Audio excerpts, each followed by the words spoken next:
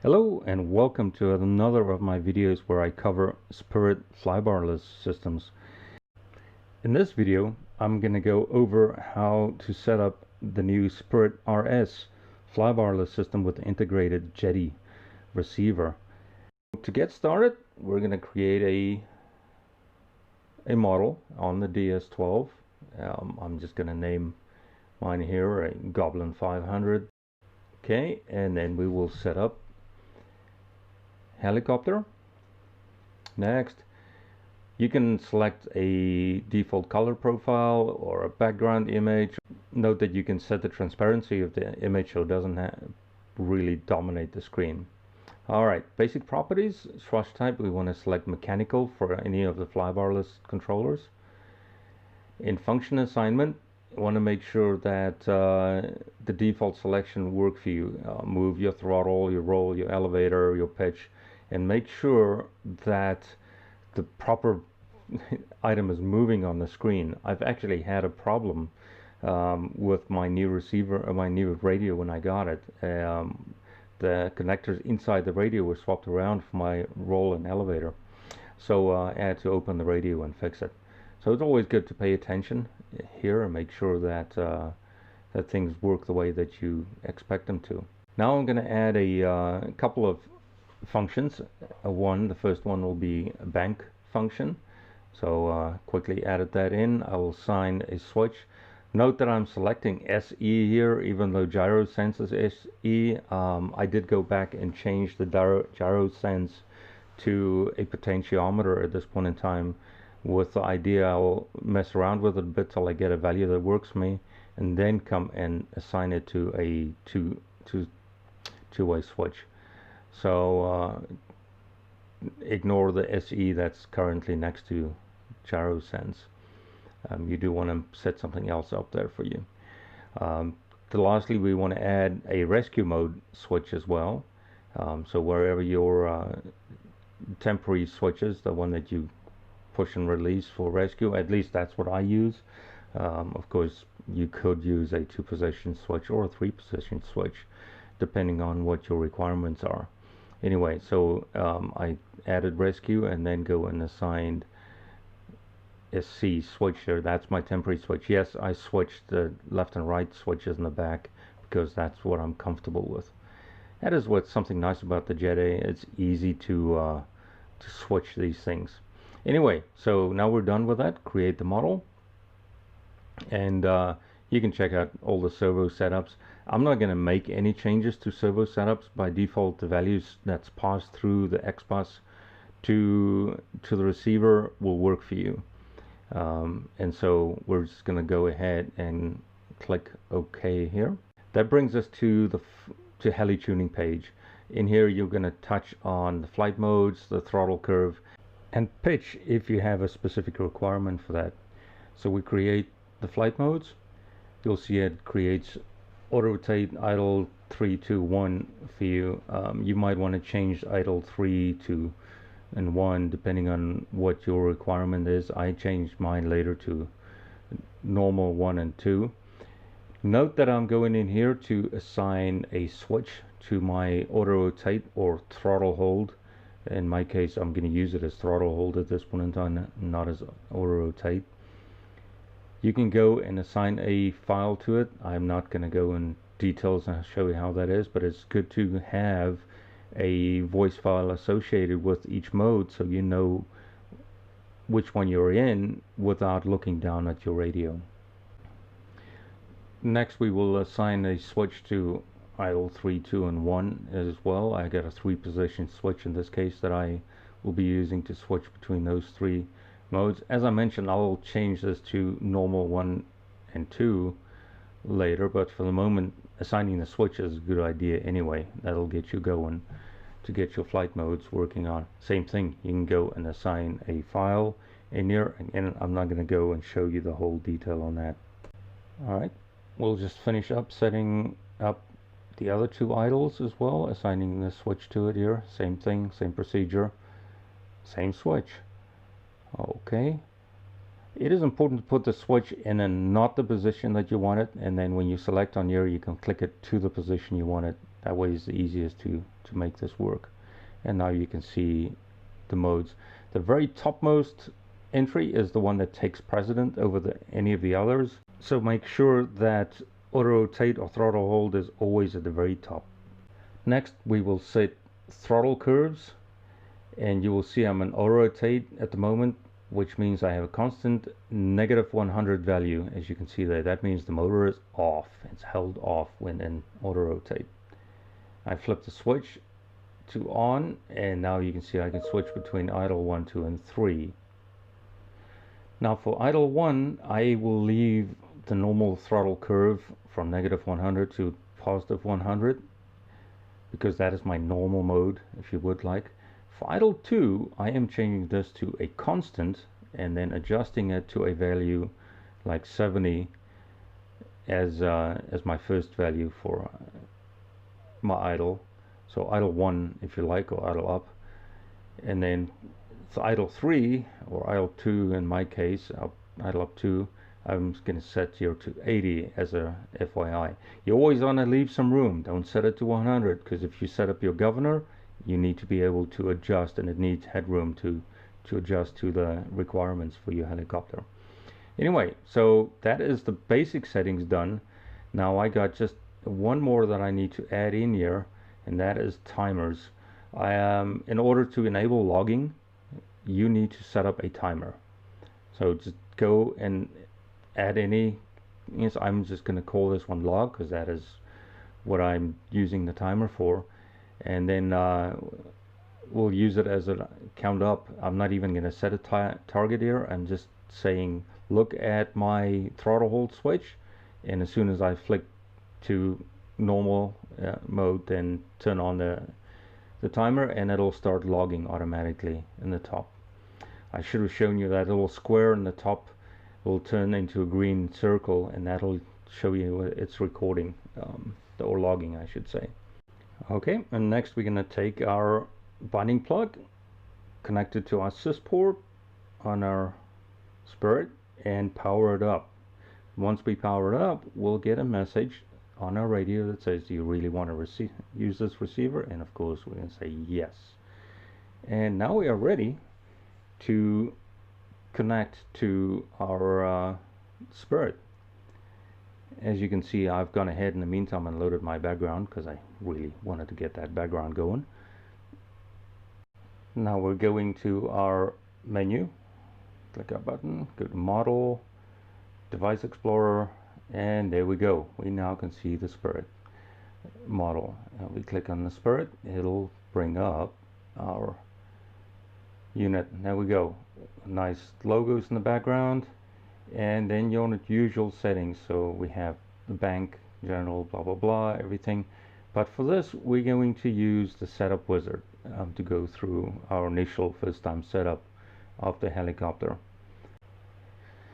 So we click on the wizard, and now we get a screen that tells us welcome to the wizard, you need tools, blah blah blah, make sure your blades are disconnected or your motor is disconnected. In my case, that's what I did.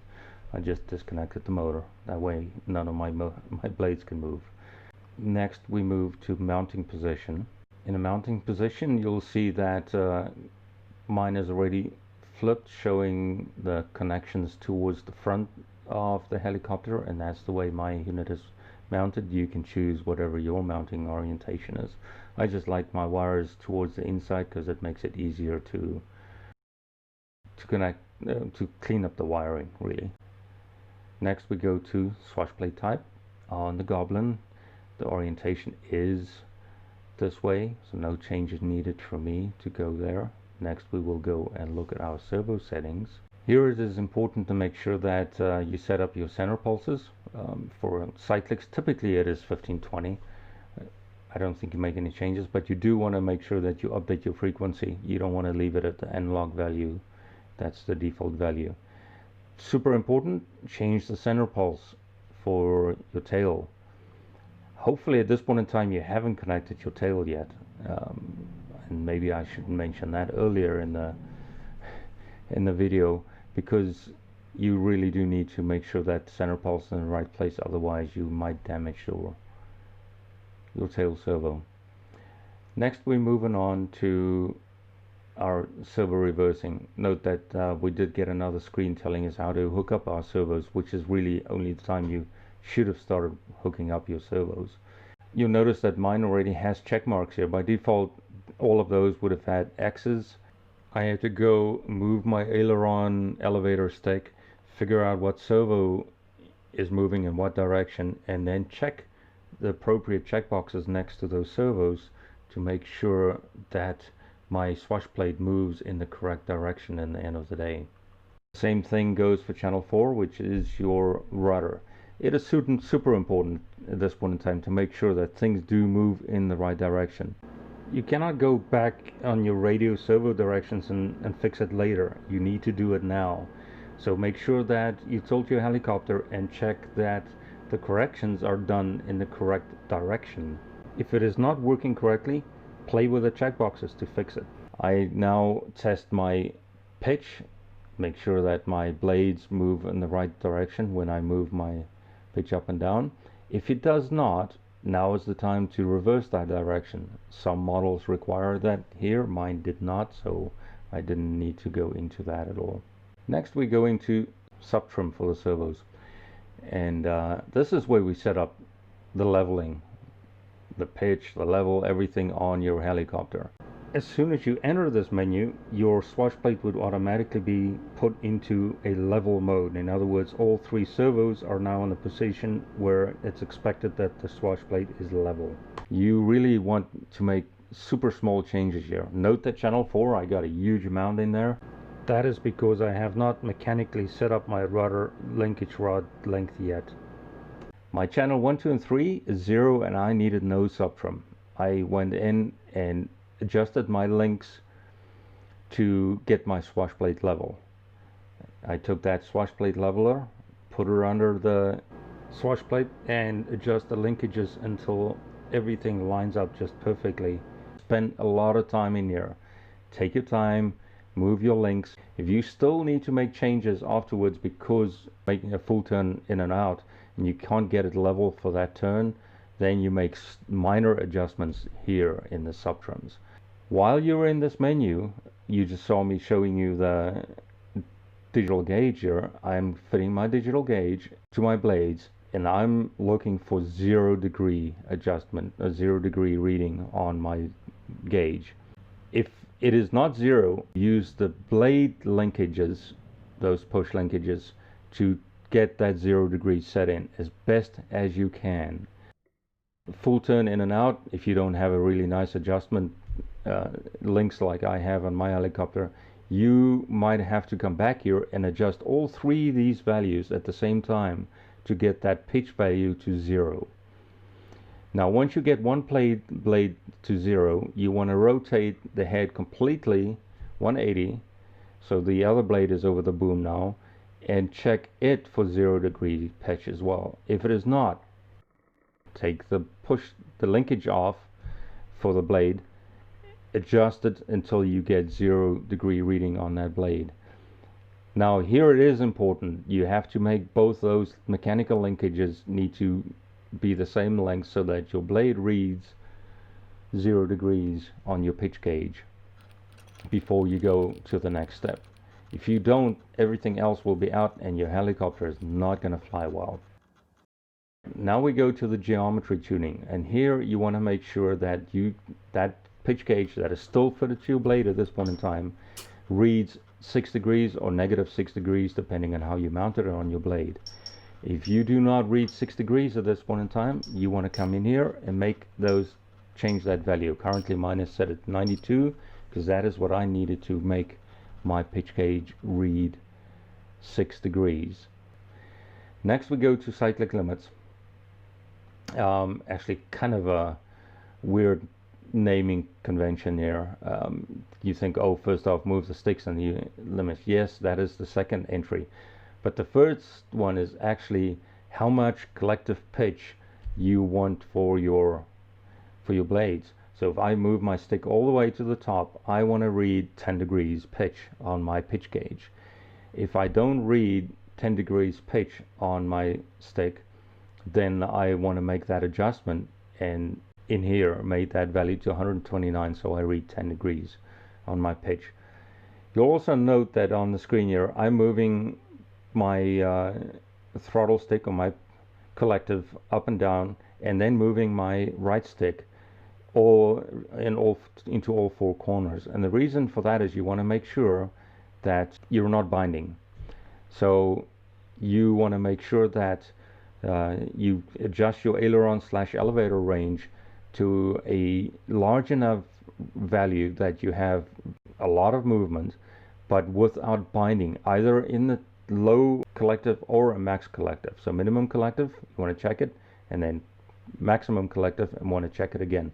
Make sure you do not have any binding. Once you've done that, you can now move on to rudder limits. In rudder limits, we're basically setting the left and right limit, just as it says on the screen. So as soon as I enable that setting and make an adjustment, my rudder will jump to one end, and then I can tweak it all the way again, listening for binding. And then I go to the other one, the right side, and you'll see my rudder jump to the other side, and I do the same thing, making sure that I'm not binding but getting maximum travel. And that's it. Then I save, and we are ready. Well, the helicopter is flight ready. That doesn't mean it's going to be perfectly set up for whatever your flight style is. That is something that you will have to work through, going through each and every one of the settings here. I'm going to touch on a couple of things here quickly, just because I feel they are kind of important for you to look at. If you're in diagnostics, you can come back in here, make sure that that your bank is in the right position, your switch work in the right way as expected. You move your stabilization switch, see that your value changes, and once you've confirmed all these, you can go and make changes in, for instance, the stabby function, right? So we can go into stabby here, and I can then go and select the function, whichever you prefer to use. Me, I use the rescue acro, and so when I hit the button or that switch, it will right my helicopter for me. That's all I have on stabby. I have a video coming out that goes in way more detail about stabilization using a Spirit receiver. Couple of things to look into in the advanced setting. The first thing is delay. With a really fast rudder servo, you want to lower that delay. Probably 1 is a good value. I made mine 0 here because, well, I have a really good rudder servo. But be careful with that, because you could cause some other issues here. Probably want to tweak it 1 level at a time. In other words, from 5 to 4, and try it and see how it goes, etc. You can also do some other things here, like cyclic feed forward. A lot of people like to up that a little bit to help with the feel of the helicopter. Telemetry settings. I use a Hobbywing ESC. If you use any ESC that is capable of sending telemetry back through your Spirit, you want to come in here and make a few settings. First off, I obviously got to choose the setting. Sensing divider, the gear ratio more important, because that tells you the RPM, and you can show that on your screen. And then of course you also have the current reading coming back in, and I can guarantee you that the value of 100 is not going to be accurate. So you want to fly, measure those values, come back and make adjustments, and you'll have to do that repeatedly for a little bit time until you get it just tuned in correctly. But initially your values that you will read for capacity and the current is just not going to be accurate, guaranteed. I just went into expert settings here. A lot of debate on stick deadband, and I would recommend you leave it where it is if it doesn't bother you. But for me, I feel that with a Hall effect radio, you can lower that value and not be negatively affected by it. Super important. Every time you make a change, use the back button till you get to the main menu, and then go down and save your settings. A lot of people forget this part, and then you go and fly, come back, take out your battery, and next thing, it doesn't do what you expect it to. So you really want to do this. Next, I went into sensor here. This is just a tweak, again, personal thing. If you feel your cyclics not really fast enough for you, you can come in here and change it one value up. Same with rudder. If it's not fast enough, one value up. Don't jump a bunch of values. It's actually recommended 9 to 11 maximum. Again, once you've done your settings, save them. Hopefully this will help you guys a little bit in getting your helicopter set up. I have a bunch more videos I'm working on, and I'm gonna try and get some more specific ones into the advanced settings to help you with those. All those specific values we just talked about, and go into detail on which ones you should change, what the impact on flying is, etc. Note that you could do bank switching. I'm not going into, again, not doing it here. There's all kinds of reasons you want bank switching, and I'll cover that in yet another video. So many to do. Anyway, thank you for watching. Like, subscribe, and talk at you later.